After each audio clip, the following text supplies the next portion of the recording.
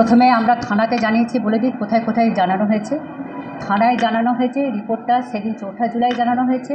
5 July AI ছিলেন education department থেকে, assistant inspector of schools, হ্যাঁ, তিনি রিপোর্টটা নিয়েছেন, তাকে রিপোর্টটা পাঠানো হয়েছে, ডিআই অফিসেও মেল করা হয়েছে, গার্জেনদেরও কালকে মেল করা হয়েছে, মেসেজ পাঠানো হয়েছে।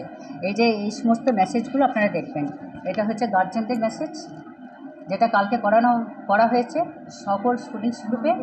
আর এটা হচ্ছে ডিস্ট্রিক্ট ইন্সপেক্টর অফ স্কুলসকে করা হয়েছে, মেল করা হয়েছে এটা।